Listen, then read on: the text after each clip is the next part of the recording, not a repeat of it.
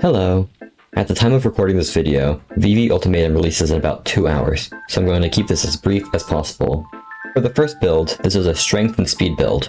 This build works on any class as we don't spec into the kido tree.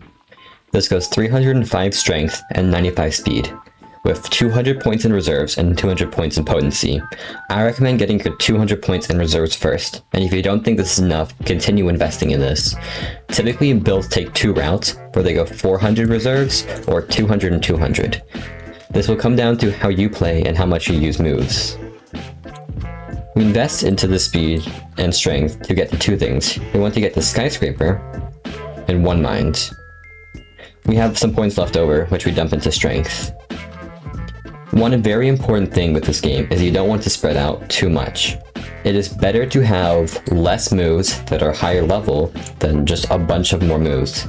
When you level up a move, their reishi cost goes down, their damage goes up, and their cooldown also goes down, as well as you can see here is they get additional effects. The main ones you spec into here are Cyclone, which if you hit someone with the edge of your slash, you additional damage, and we get to level 4, so we can dash during the startup of it. And Overhead Strike, which is a weak move, but it does a lot of posture damage.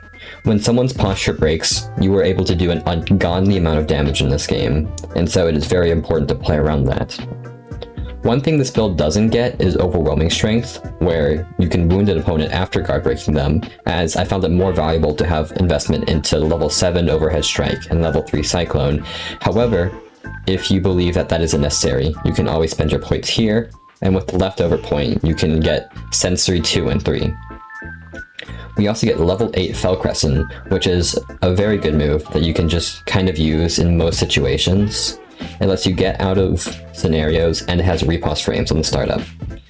As well as 1 mind, which gets level 3, which allows us to have riposte frames, and it's one of those type soul speed moves that you can kind of throw out and deal a lot of posture damage, especially on unguarded opponents. And lastly, we get level 6 into Skyscraper, which is a strong attack with hyper armor that has riposte frames on startup. Additionally, we get 6 points into it, which gives it a follow-up attack that does a lot of damage, and is further amped if the opponent is below 40% health. Additionally, we're able to get Raging Grasp on this build, which you can buy in the human world for war tickets, or whatever they're called. This move is free to use, as long as you have the requirements, which we do, and by free to use, I mean it doesn't use skill points, so you can always get it.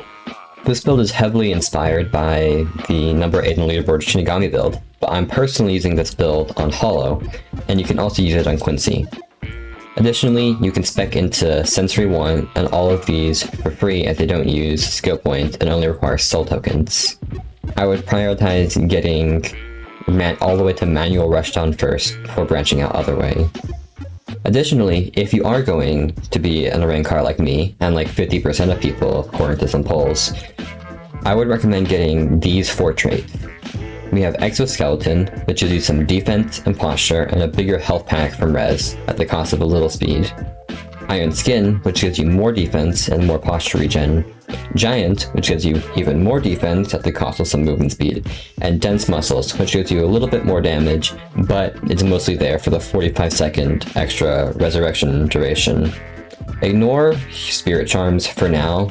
This is just what I was playing around with. There isn't enough information to know what's good. But one thing to know is you can equip up to 3 points for free, and then after you have 3 points, your maximum health starts decreasing all the way up until having, let's see, 9 points where you have 64% max health. Now, something else to remember is these only apply if you're a Vassal Lord, so you haven't become an Arrancar yet, or when you're in your Resurrection form. If you are just a normal Arrancar, these will not apply. Before I move on to the next build, there are 2 things I need to explain, which are Shrines and Fragments.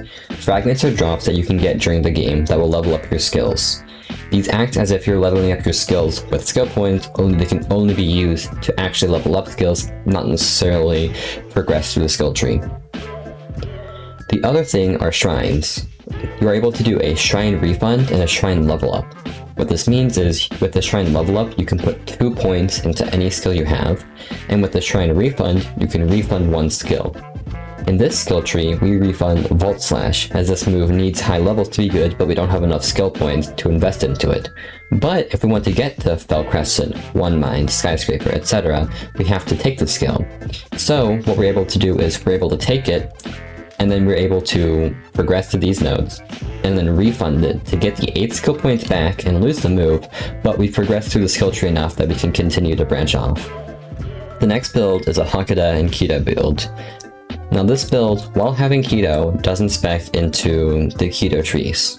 Now, it is always an option to do so if you want to, for instance, not take Blast Punisher, and let's go, remove skill, and invest into here, like if you want to unlock Hero or Blute. The issue is if you want Hero to be good, and you actually have to level it up a lot, and I don't believe that it's currently worth. I think the game should just give you Hero and Sero for free if you're in a rank R, and you should have Blute if you're Quincy, but that is a different discussion for another day. So with this tree, we spec into the kido path of the Hakuda tree, going for God Fist. God Fist is an ultimate skill that is very strong, but what is an ultimate skill? It's a skill that you have to charge up with an ultimate bar if you've played video games before, and is not something you can necessarily throw out. Unless it says otherwise. For instance, Blood Tax can be used without a fully charged ultimate bar, but it's stronger if you do it when it is. This build invests points into Surge Fist, which gets extra variants, Stagger Kicks, Blast Punisher, Dragon Fist, and God Fist. And it uses its Shrine Refund on Round Kick. Now, I do not have much more to say about this build, as I can't really attest to how it works, but there are other videos online that you can check out for Hakuda Kido builds if you want to see how it performs. Otherwise, you're going to spec into the same Hakuda and Kido as shown here to get God Fist, and you can follow the same instructions from the previous build, where you go 200 reserves, and if you think it's good, you can put the rest into potency. Otherwise, you dump the rest all into reserves. More like the previous build, you're able to take Enduring Heal, as it does not have any skill points requirement, and all you need is 200 Hakuda. You can get this from raids, or you can buy it in the sewers of the human world. That is it for the video. I'll have the build links linked down below for you to be able to click on. If this helped, feel free to like and subscribe, and I'll see you next time. Peace.